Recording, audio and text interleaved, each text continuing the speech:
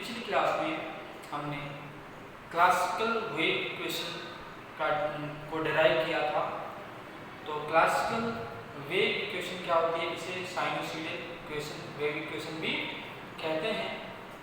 और क्या थी साइनोसॉइडल वेव इक्वेशन?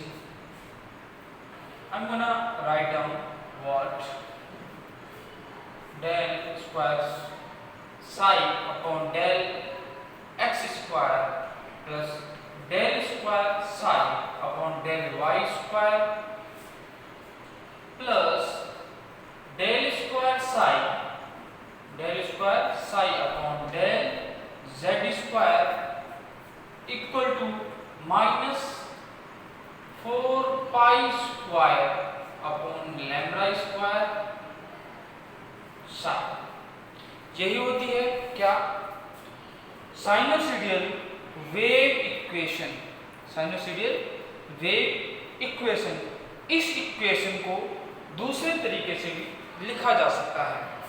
ठीक है, हेडिंग डालना श्रोडिंगर वेव इक्वेशन। क्या हेडिंग डालनी है? Schrodinger wave equation. श्रोडिंगर ने कहा था कि जो एनर्जी है, जो टोटल एनर्जी है, वो होती है E इक्वल टू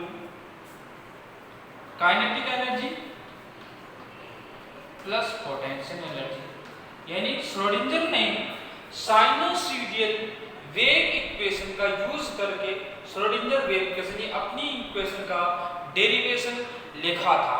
उसने कहा जो टोटल एनर्जी है वो होती है kinetic energy plus potential energy.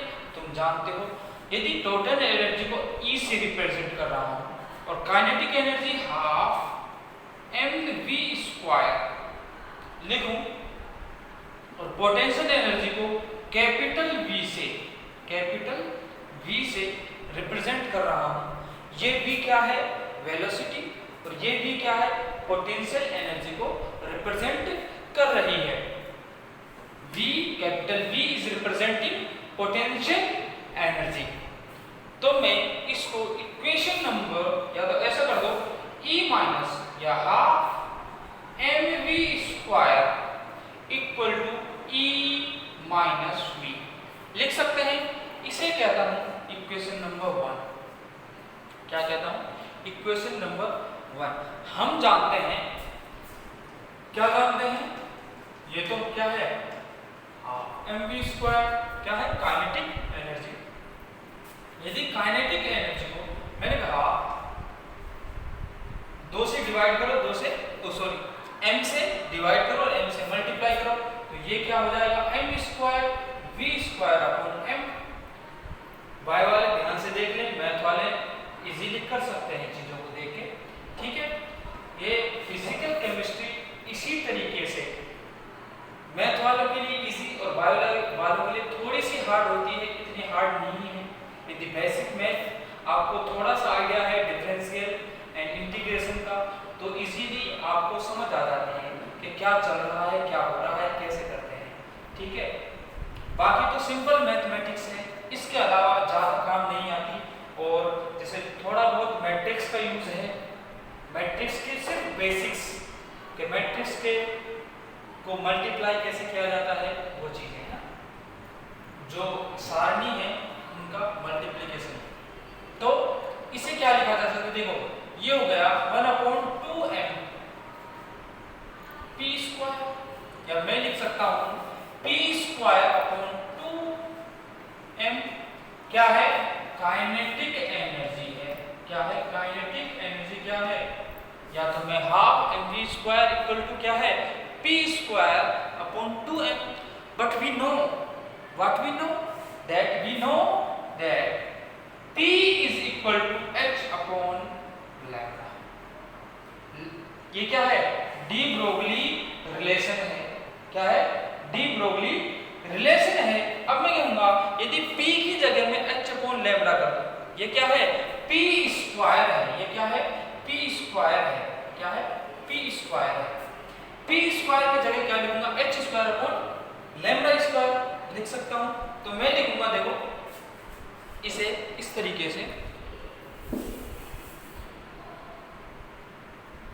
इसे लिखा जा सकता है, कैसे लिखना,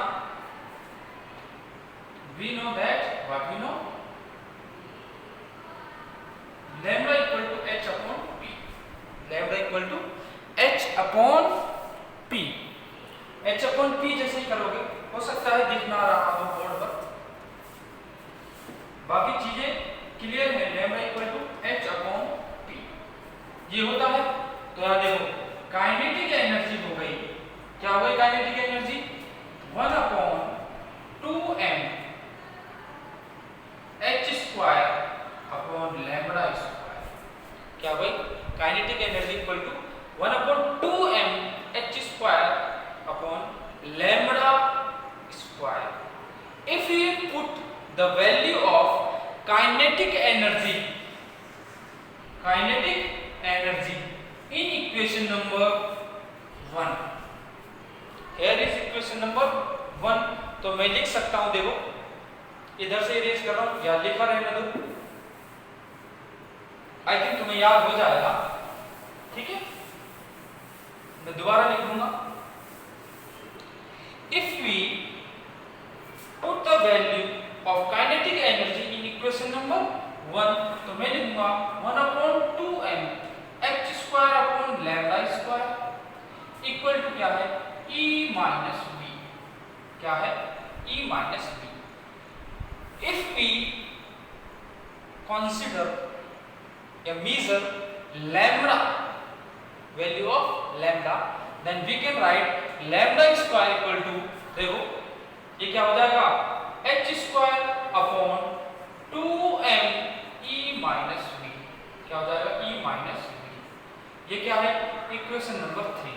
ये क्या आ गया हमारे पास, लैम्बडा की वैल्यू आ गई, ठीक है, वैल्यू से मतलब एक डेरिवेशन आ गया, इसके लिए वेवलेंथ के लिए। अब हमें पता है, वी नो दैट साइनोसॉइडल, ये जो कुछ मैंने लिखा था बोर्ड पर वो लिखते रहना है, ठीक है, जो थ्योरी है मैं आगे लिखवा दूंगा, कोई परेशानी वाली बात नहीं। We know that sinusoidal equation, या इससे पहले यहां तक दो चीजें लिखो, थोड़ी सी theory. Schrodinger derived a wave equation, हो सकता था इसे पहले लिख लेते तो ज्यादा अच्छा रहता, पर कोई बात नहीं, लिख लो। Schrodinger derived a wave equation for a moving particle which is known as Schrodinger's wave equation. Schrodinger's wave equation, Schrodinger used sinusoidal equation to derive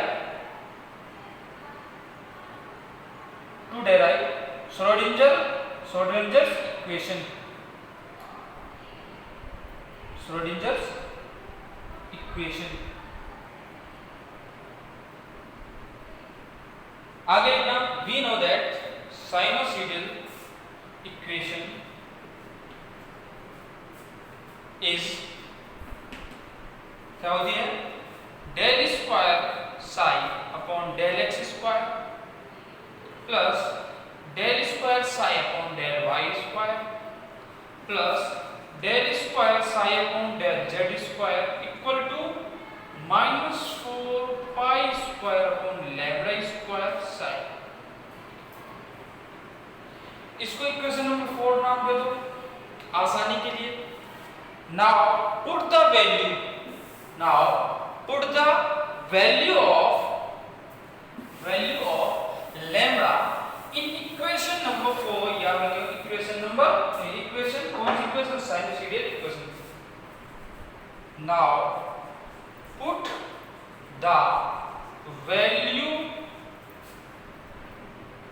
of lambda square in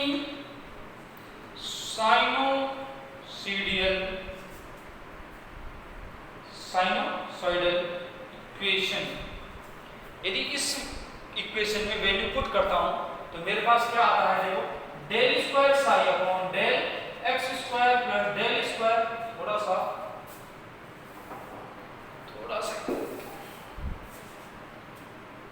del square psi upon del x square plus del square psi upon del y square plus del square psi upon del z square equal to, देखो minus 4 pi square upon lambda square की value क्या है, देखो ये रही equation number 4 में 3 में, तो क्या है h स्क्वायर अपॉन क्या है 2me माइनस v, तो 2me माइनस v को ऊपर लिख सकते हैं multiply 2me minus v, e minus v Sai,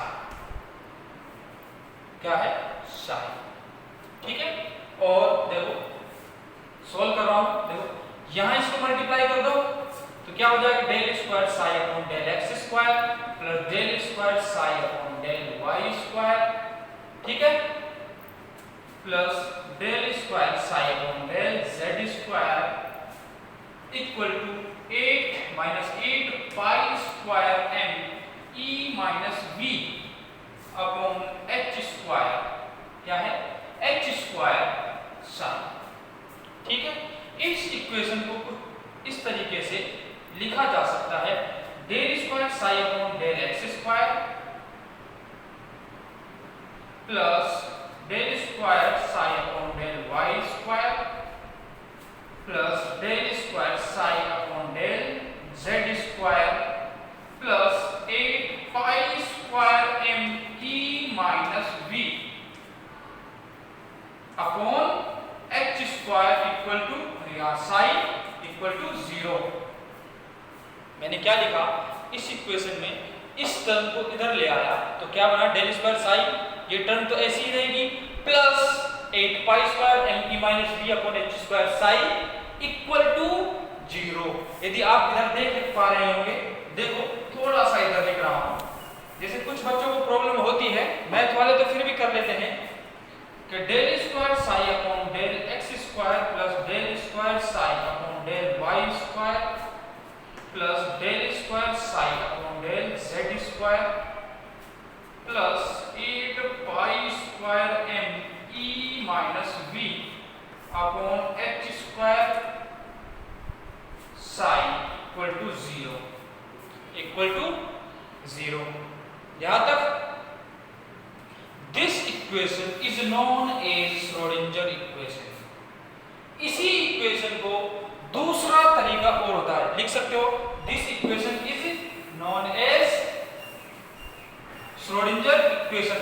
अब इस इक्वेशन को यदि ध्यान से देखें तो क्या इसमें कोई टाइम की टर्म आ रही है, क्या t आ रहा है, तो इसी इक्वेशन को टाइम इंडिपेंडेंट वेव इक्वेशन भी कहते हैं, लिख सकते हो this equation is also known as time independent wave equation, ठीक है। तो देखो इसी इक्वेशन को देखो del square upon del x square plus del square upon del y square plus del square upon del z square sine sine plus 8 pi square M E minus V upon H square psi equal to 0। इस term में से देखो, इस term में से Sai common ले लिया तो इसको क्या कहा जाता है, इसे कहा जाता है लैप्लेसियन ऑपरेटर। क्या कहा जाता है, लैप्लेसियन ऑपरेटर कहा जाता है। ऑपरेटर क्या है, मैथमेटिकल डिस्क्रिप्शन है जिनसे अभी बात करूंगा ऑपरेटर के बारे में और थोड़ा सा डिटेल में बात करेंगे, ठीक है।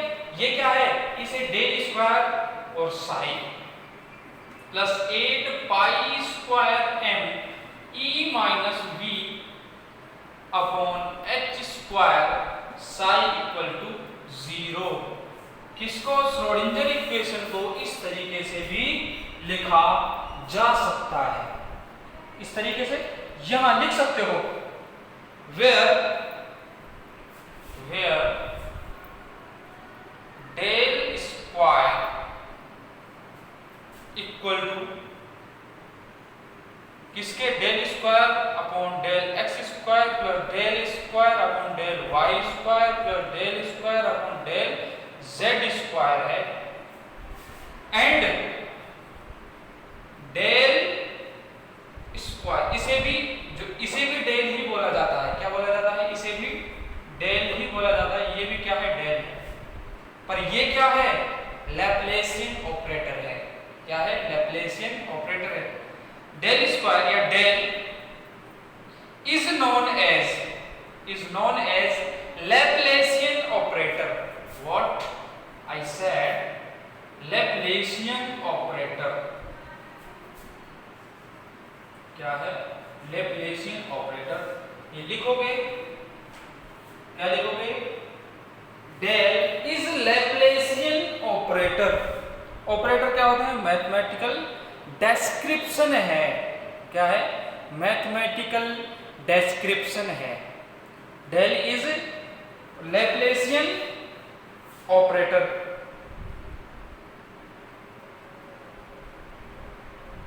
सॉरी, डेल स्क्वायर को ही लैप्लेसियन ऑपरेटर कहते हैं। Del square is Laplacian operator. ठीक है, आगे देखते हैं एक छोटा सा टॉपिक। ठीक है, उसके बाद क्लास को खत्म करने की कोशिश करेंगे। क्या होता है? मैंने क्या किया, अकॉर्डिंग टू श्रोडिंगर ने जो साइनोसॉइडल इक्वेशन है उसकी हेल्प से श्रोडिंगर इक्वेशन जनरेट की, यानी जो इक्वेशन जनरेट की उसने अपने ही नाम पे उसका नाम रख दिया श्रोडिंगर वेव इक्वेशन। क्या उसने कहा कि जो टोटल एनर्जी है, उसने क्या कहा, ये तो सब कोई जानता है कि जो टोटल एनर्जी है काइनेटिक एनर्जी और पोटेंशियल एनर्जी का सम होती है। वैसे इसके अलावा बहुत सारी और एनर्जीज भी होती हैं, जैसे translational energy, vibrational, rotational, electronic, ये बहुत सारी ट्रांसलेशनल, ऐसी बहुत सारी एनर्जीज होती हैं वैसे तो। लेकिन उसने कहा टोटल एनर्जी जो होगी ना, काइनेटिक एनर्जी प्लस क्या होगी, पोटेंशियल एनर्जी होगी। टोटल एनर्जी को E से रिप्रेजेंट किया और पोटेंशियल एनर्जी को V से रिप्रेजेंट किया, और हमें काइनेटिक एनर्जी पता ही होती है half mv square. Half mv square को मॉडिफाई किया और हमने उसे लैम्डा की वैल्यू निकाली। लैम्डा की वैल्यू क्या आई थी? Lambda square equal to 1/2m। 1/, lambda की वैल्यू क्या आई थी? लैम्डा स्क्वायर क्या आया था? h स्क्वायर अपॉन 2m क्या थी? एक मिनट, ये मिटा दो क्या?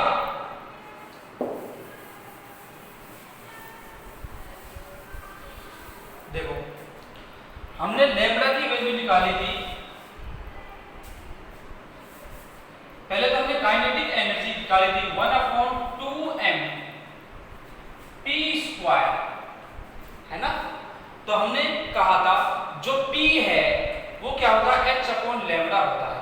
ठीक है, तो हमारे पास लैम्डा स्क्वायर क्या आ गया? लैम्डा स्क्वायर होगा h²/p²।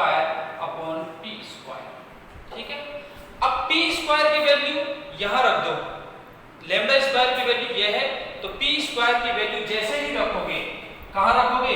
यहां रखनी है p स्क्वायर की वैल्यू। तो p स्क्वायर की वैल्यू रखोगे तो हमारे पास क्या आएगा? 1/2m h²/p²।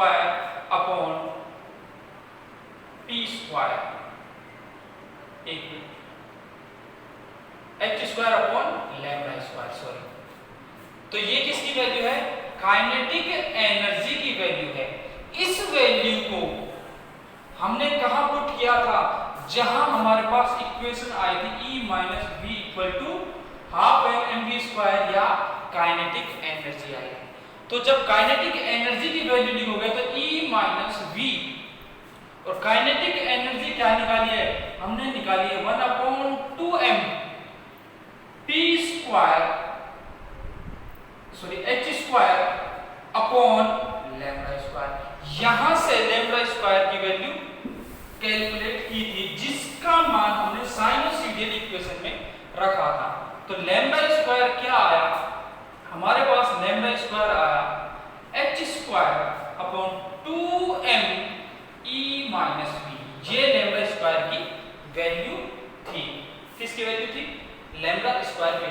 इस वैल्यू को कहां रखा था, साइनोसॉइडल इक्वेशन में कहां रखा था, जहां वैल्यू थी -4 square upon lambda square sine.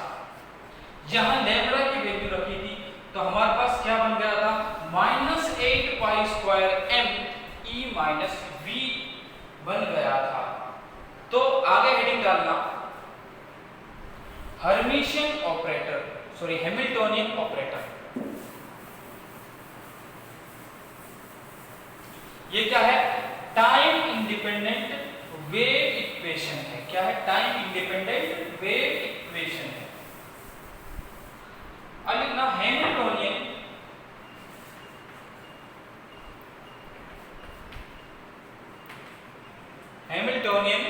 Operator, Hamiltonian operator. या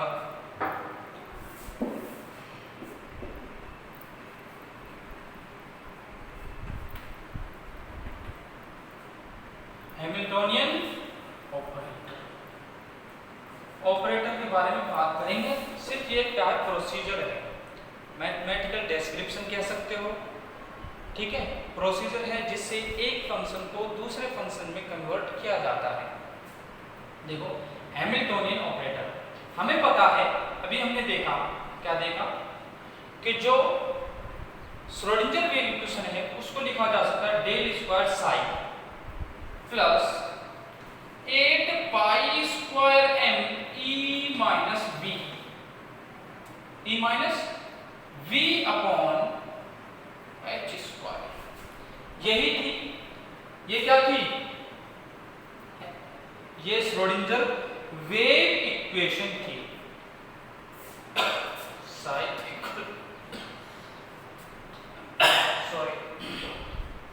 ये क्या थी, श्रोडिंगर वेव इक्वेशन थी। इस इक्वेशन में क्या किया, देखो क्या इस इक्वेशन को इस तरीके से लिखा जा सकता है, क्या देखो psi equal to -8 square m e minus v upon h square psi, ये लिखा, ठीक है। अब यहां ध्यान से देखना, देखो ध्यान से देखना मैंने क्या किया है, देखो ध्यान से देखना, e माइनस v साई को अलग लेना है। देखो साई इसके मल्टीप्लाई में भी है और इसके मल्टीप्लाई में भी है, ठीक है, मल्टीप्लाई में है। और साई क्या है, वेव फंक्शन है। यदि इस इक्वेशन को मैं कुछ इस तरीके से लिखूं, ध्यान से देखना, यदि h को इधर ले जाओ यानी क्रॉस मल्टीप्लाई करो, इस टर्म को क्रॉस मल्टीप्लाई करूंगा, ठीक है, तो मेरे पास क्या बन के आएगा, देखो h स्क्वायर माइनस का अपॉन 8 स्क्वायर m क्या आएगा, minus h square upon 8 square m del square sine, ये बनेगा। देखो इस टर्म को यहां ले गया तो माइनस h स्क्वायर, देखो माइनस के साथ रहेगा और हमारे पास इधर क्या है, e माइनस v साइन, ठीक है। अब देखो आगे क्या कर रहा हूं, हमारे पास क्या है, minus h square upon 8 square m देखो डेल स्क्वायर साई। अपने पास क्या है, यहां साई को अंदर मल्टीप्लाई कर दिया, देखो e साई माइनस v क्या है, पोटेंशियल एनर्जी है, और E क्या है, टोटल एनर्जी है। अब मैं लिखता हूं, देखो E शाई क्या है, देखो ध्यान से देखना, मैं लिख रहा हूं, देखो इक्वल टू ये क्या है, माइनस में है, और ये क्या है, प्लस में है। इस टर्म को इधर ले आओ तो क्या बनेगा, minus H square upon 8 pi square, ये तो प्लस में हो जाएगा ना, इस टर्म को इधर ले आना, ठीक है, प्लस में हो जाएगा, तो 8 पाई स्क्वायर एम डेल शाई प्लस वी शाई, ये क्या आ गया, ठीक है, ये प्लस में कैसे होगा, तो ई शाई इक्वल टू, देखो minus H square 8 pi square M, pi square M, sorry यहाँ डेल स्क्वायर था, यहाँ क्या था, डेल स्क्वायर साइन, यहाँ क्या था, डेल स्क्वायर साइन। ध्यान से देखो, यहाँ देखो डेल स्क्वायर साई चल रहा है और अपने पास डेल स्क्वायर साई ही बचेगा, डेल स्क्वायर साई ही बचेगा। अब मैं क्या कर रहा हूं, देखो डेल स्क्वायर साई का साई भी यहां से कॉमन लो तो plus V psi, plus V psi. इस इक्वेशन को, इस टर्म को क्या कहा जाता है, हैमिल्टोनियन कहा जाता है। और कैसे लिखते हैं, E psi equal to H psi, equal to H psi which is equal to H cap psi. H cap क्या, यह हैमिल्टोनियन ऑपरेटर है, क्या है, वेक्टर क्वांटिटी है, इसलिए कैप लगा है। ये क्या है, यानी कि इसको कहा जाता है, जो टोटल एनर्जी है ना, जो टोटल एनर्जी है उसको हैमिल्टोनियन भी कहा जाता है। I am repeating again, total energy है उसको हैमिल्टोनियन भी कहा जाता है, यानी this Hamiltonian represent total energy which is sum of, which is sum of, यदि ये क्या है, हमने बिगनिंग में माना था, ये क्या है, पोटेंशियल एनर्जी। जब ये पोटेंशियल एनर्जी है तो ये क्या होगी, ये होगी काइनेटिक एनर्जी। मैंने क्या कहा था, बिगनिंग में ये क्या है, V क्या है, यहाँ ध्यान बिगनिंग से देखोगे, जो इक्वेशन की है, डेरिवेशन किया है, यहाँ V क्या था, पोटेंशियल एनर्जी थी, किसमें, जब श्रोडिंगर इक्वेशन स्टार्ट किया था, ये क्या था, पोटेंशियल एनर्जी। और टोटल एनर्जी किसके सम है, potential energy plus kinetic energy, तो वही तो है, यानी यहाँ potential energy plus kinetic energy, यानी जो minus H square upon 8 pi square M del square represent कर रहा है ना, वो काइनेटिक एनर्जी को रिप्रेजेंट कर रहा है। क्या किसको रिप्रेजेंट कर रहा है, काइनेटिक एनर्जी को, यानी हैमिल्टोनियन को टोटल एनर्जी भी कहा जाता है। क्या कहा जाता है, हैमिल्टोनियन को टोटल एनर्जी भी कहा जाता है। लिख सकते हो, H represent, H is Hamiltonian operator, H is Hamiltonian operator, Hamiltonian operator, where H क्या होगा, मैंने अभी बताया H क्या है, H क्या है, ये टर्म H है, where H equal to minus H square upon 8 pi square M del square plus V, V next line में लिखोगे,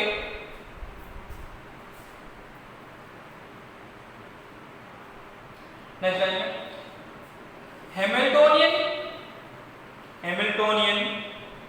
Hamiltonian is another operator, another operator representing certain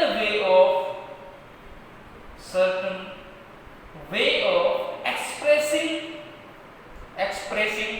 the total energy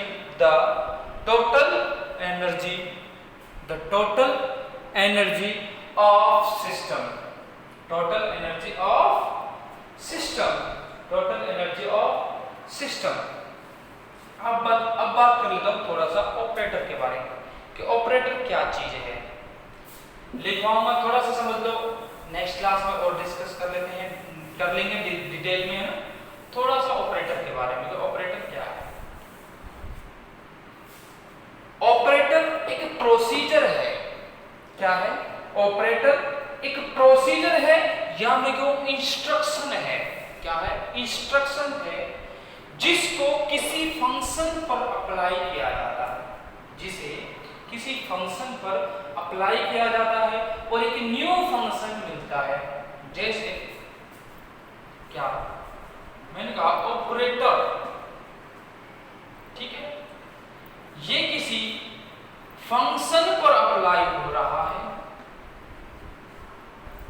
function, तो हमें क्या मिल रहा है? एक new function मिलेगा। क्या मिलेगा हमें? एक न्यू फंक्शन, या मैं कह सकता हूं अनदर फंक्शन, न्यू या अनदर फंक्शन, एक ही चीज। देखो जैसे एग्जांपल की बात करो और डिटेल बात करें, d/dx क्या है? ऑपरेटर।